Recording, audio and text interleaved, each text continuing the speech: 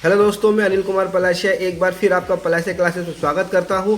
और आज हम कक्षा 12वीं अध्याय 8 राष्ट्र निर्माण की चुनौतियों से संबंधित महत्वपूर्ण प्रश्न उत्तर जो 2 नंबर, 3 नंबर और 4 नंबर के लिए महत्वपूर्ण है आपके सामने लेकर आ रहा हूं। यह प्रश्न जो है वह कक्षा 12वीं के लिए बहुत ही महत्वपूर्ण है। तो आइए हम स्टार्ट करते हैं। पहला क्वेश्चन, भारत विभाजन के 2 कारण लिखिए।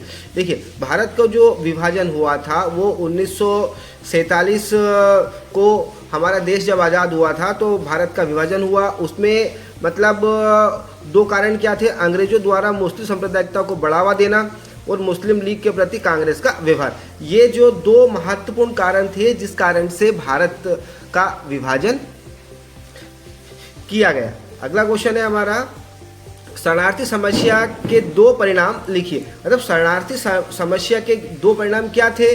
तो शरणार्थी समस्या के 2 परिणाम थे, शरणार्थियों द्वारा छोड़ी गई संपत्ति की क्षतिपूर्ति करना और नेहरू लियाकत समझौता। नेहरू जी और लियाकत जी के समक्ष जो समझौता हुआ था, ये शरणार्थी समस्या के प्रमुख 2 परिणाम माने जाते हैं। इसके बाद है, सरदार वल्लभ भाई पटेल को भारत का विस्मारक क्यों कहा जाता है? तो सरदार वल्लभ भाई पटेल को भारत का विस्मारक इसलिए कहा जाता है क्योंकि यही एक ऐसे व्यक्ति थे जिन्होंने भारत में जो 565 रियासतें थी उनको एक करके संपूर्ण भारत का निर्माण किया था। तो इसलिए उन्हें भारत का विस्मारक कहा जाता है। सरदार वल्लभ भाई पटेल ने देश को एकीकरण करने के लिए, देश को एकजुट करने के लिए बहुत परिश्रम किया, इसलिए उन्हें भारत का विस्मारक कहा जाता है। अगला क्वेश्चन, दर आयोग की कोई 2 अनुशंसाएं लिखिए। मतलब दर आयोग ने क्या अनुशंसाएं दी थी? तो दर आयोग के द्वारा 2 अनुशंसाएं पेश की गई थी कि भाषाई आधार पर राज्यों का पुनर्गठन किया जाना चाहिए। मतलब राज्य का जो गठन हुआ वो किसके आधार पर किया जाना चाहिए? भाषा के आधार पर किया जाना चाहिए। प्रशासकीय सुविधा पुनर्गठन का सर्वोच्च कारक माना जाता है। मतलब प्रशासकीय सुविधा जो है वो पुनर्गठन का सर्वोच्च कारक माना जाता है। दर आयोग के द्वारा ये 2 अनुशंसाएं दी गई थी। इसके बाद राष्ट्र निर्माण की कोई 3 चुनौतियां लिखिए। मतलब जब भारत का जब निर्माण किया गया 1947 के बाद, जब बंटवारा हुआ तो बंटवारे के बाद भारत में 565 रियासतें, मतलब 565 राजाएं थे। अब मतलब क्या समस्याएं थी, क्या चुनौतियां थी राष्ट्र के निर्माण में? भारत जब आज़ाद हुआ उस समय 565 रियासतें थी, उनको एकीकरण करना सबसे बड़ी समस्या थी क्योंकि मतलब जो राजा महाराजा थे वो कई राजा भारत संघ में मिलना चाहते थे और कई जो राजा थे वो भारत संघ में मिलना नहीं चाहते थे। तो ये सबसे बड़ी समस्या थी कि सबको एक साथ एक ही छत्र के नीचे किस प्रकार से लेकर आए। भारत में राष्ट्र निर्माण की दूसरी चुनौती देश का विकास करना था। और इसके साथ साथ दूसरी बड़ी चुनौती क्या थी कि देश का विकास किस प्रकार से किया जाए। मतलब लोगों को रोजगार, व्यवसाय, खाना पीना, मतलब मकान वगैरह सारी चीज़ें देना देश की सबसे बड़ी चुनौती सामने आई थी। भारत में राष्ट्र निर्माण की एक अन्य चुनौती देश में लोकतंत्र की स्थापना करना। मतलब कि पूरे संपूर्ण देश में, संपूर्ण भारत में लोकतंत्र, मतलब जनता के हितों पर कार्य करना, मतलब लोकतंत्र की स्थापना करना, एक जैसा कानून निर्माण करना सबसे बड़ी चुनौती थी। अगला, देशी रियासतों के विलीनीकरण की क्या आवश्यकता थी? अब 565 जो रियासतें थी उनका विलीनीकरण का मतलब होता है सबको मिलाना, सबको एकजुट करना। तो विलीनीकरण की क्या आवश्यकता थी? तो देखते हैं, भारत का जब विभाजन हुआ उस समय 565 रियासतें थी, उनमें से बहुत सी रियासतों को भारत सरकार ने अपने उसमें मिला लिया था। मतलब बहुत सी रियासतों को मिला लिया था, लेकिन कुछ रियासतें ऐसी थी जो अपने आप को स्वतंत्र रखना चाहती थी। तो 565 रियासतों में से कुछ रियासतें तो भारत संघ में मिल गई थी, लेकिन कुछ रियासतें ऐसी थी जो अपने आप को स्वतंत्र रखना चाहती थी। मतलब वो किसी संघ में नहीं मिलना चाहती थी, वो स्वतंत्र शासन करना चाहती थी। मतलब क्या करना चाहती थी? वो स्वयं शासन करना चाहती थी, वो भारतीय संघ में मिलना नहीं चाहती थी। लेकिन अगर देश में एकीकरण और एक सत्ता स्थापित करनी है तो सभी रियासतों को जोड़ना बहुत ही अनिवार्य था।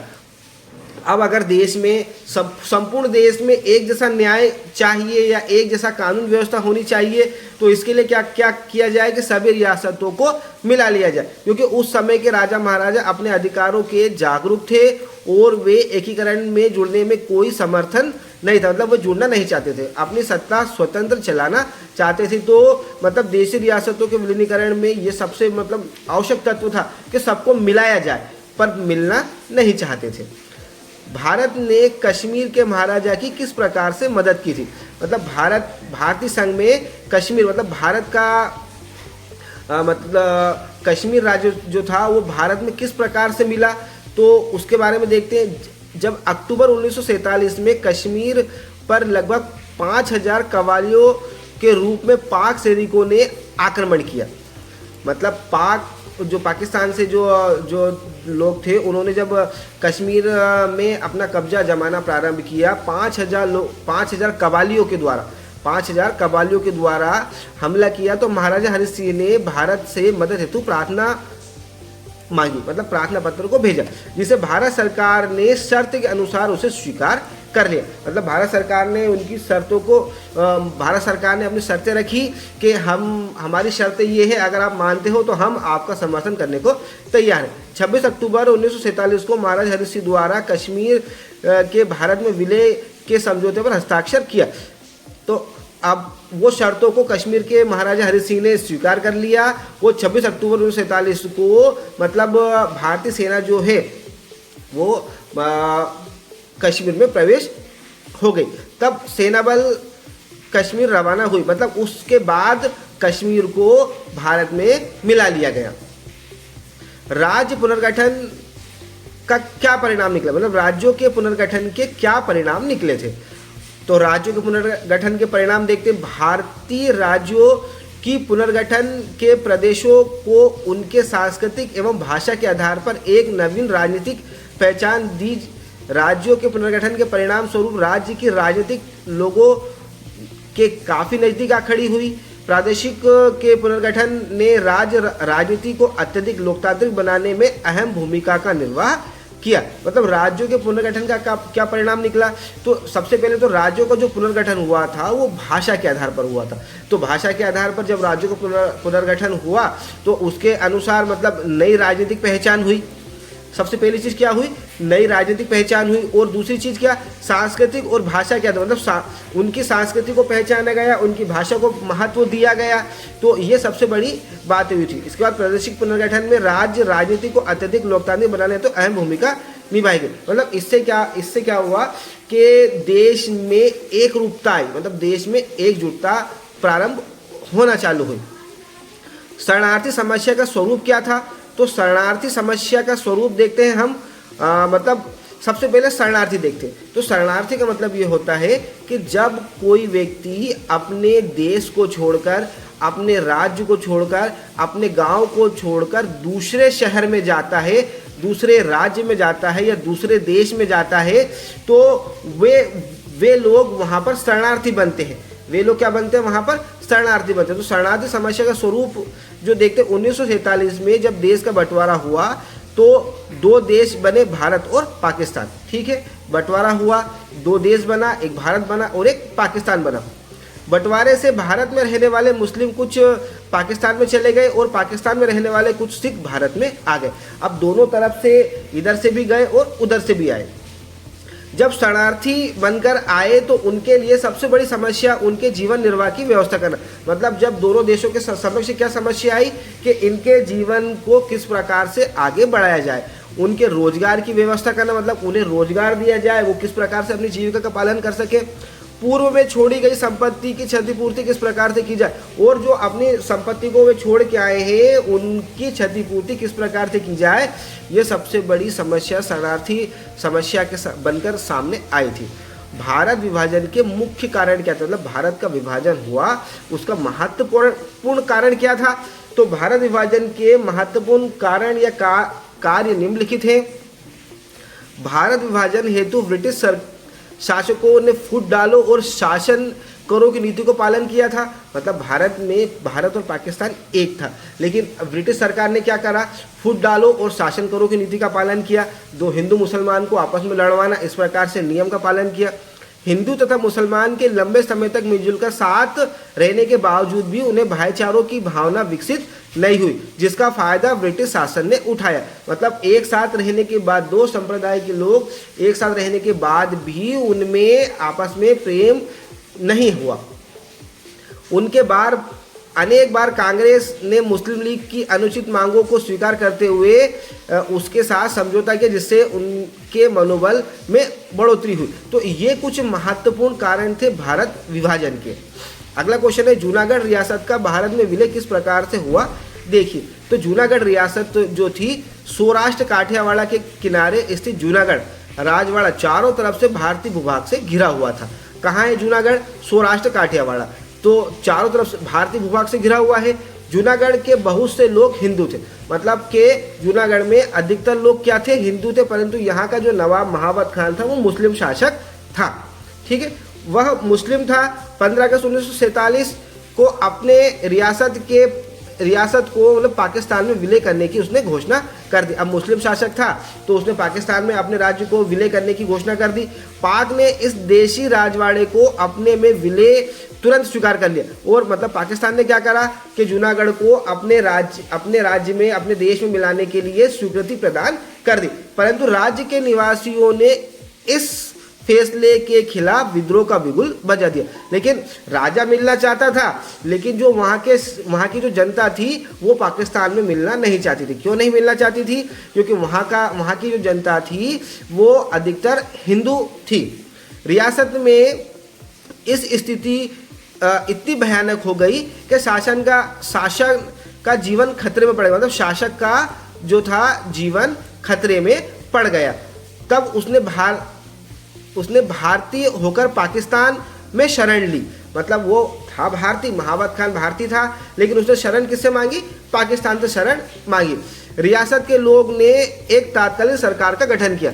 तो रियासत जो वहाँ के जो लोग थे उन्होंने क्या करा? एक तत्कालीन सरकार का गठन किया, और विषम परिस्थितियों में जूनागढ़ के जो दीवान थे शाहनवाज भुट्टो ने भारत सरकार से सहायता करने का निवेदन किया। मतलब शाहनवाज भुट्टो जो वहाँ के दीवान थे उन्होंने इस परिस्थिति को देखकर भारत सरकार से बोला कि आप यहाँ पर हस्तक्षेप कीजिए, जिसे भारत सरकार ने स्वीकारते हुए रियासत में भारतीय सेना का प्रवेश हुआ। तो मतलब उनकी शर्तों को स्वीकार करके और भारतीय सेना ने मतलब जूनागढ़ पर अधिकार करना प्रारंभ किया। सरदार वल्लभ भाई पटेल ने जूनागढ़ के तीनों जागीरों पर कब्जा करने का आदेश दिया।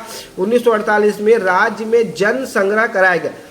कब कराया गया? 1948 में जनमत ग्रहण किया गया।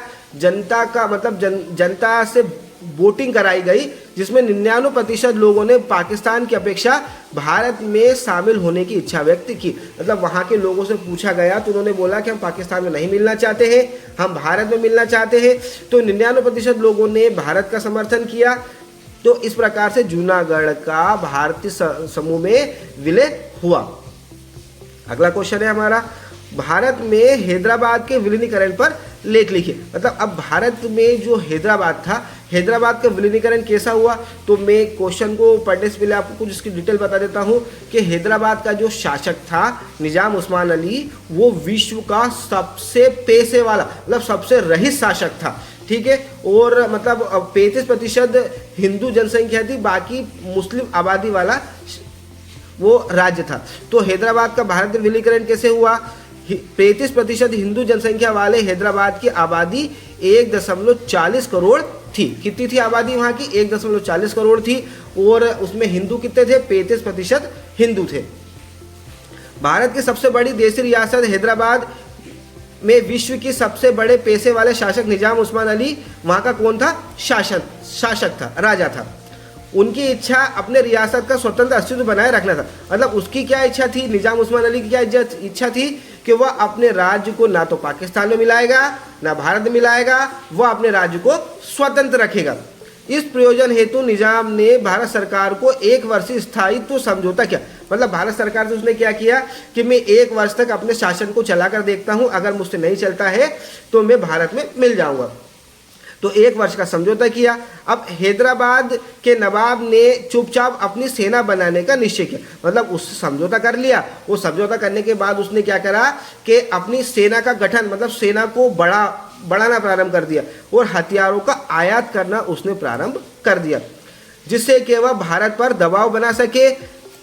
जिससे क्या कर सकते, दबाव मतलब भारत पर दबाव बनाने के लिए उसने मतलब हथियारों का आयात करना प्रारंभ कर दिया। लेकिन रियासत के लोगों ने कम्युनिटी के एवं हैदराबाद कांग्रेस के सहयोग से निजाम के विरुद्ध आंदोलन प्रारंभ कर दिया। जब वहाँ के लोगों को मालूम पड़ा कि जो शासक है निजाम उस्मान अली, जो शासक है वह भारत में अपनी सत्ता स्थापित करने के लिए, भारत पर दबाव बनाने के लिए नई सेना का गठन कर रहा है और हथियारों को खरीद रहा है, तो वहाँ के जो लोग हैं उन्होंने मतलब विद्रोह कर दिया। अब अपने विद्रोह बढ़ते इस आंदोलन को कुचलना हेतु निजाम ने एक अर्ध सैन्य बल, जिसे रजा कहते हैं, रवाना किया। अब निजाम उस्मान को जब मालूम पड़ा कि मतलब उसके विरुद्ध जन आंदोलन हो रहा है, तो उस आंदोलन को कुचलने के लिए उसने एक अर्ध सैन्य बल का गठन किया, जिसका नाम रजाक रखा गया और उसे रवाना किया। इन आतताई रजाकारों पर काबू पाने हेतु सितंबर 1948 में भारतीय सेना ने हैदराबाद में प्रवेश किया। अब भारतीय सेना ने क्या करा, 1948 सितंबर 48 में हैदराबाद में प्रवेश किया। कुछ समय रुक कर चली सैन्य कार्रवाई के बाद निजाम ने अपने आप को मतलब आत्मसमर्पण कर दिया। मतलब क्या करा, उसने समर्पण कर दिया।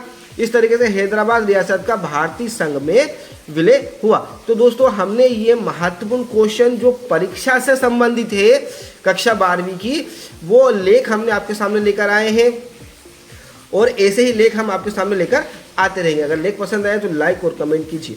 Thank you.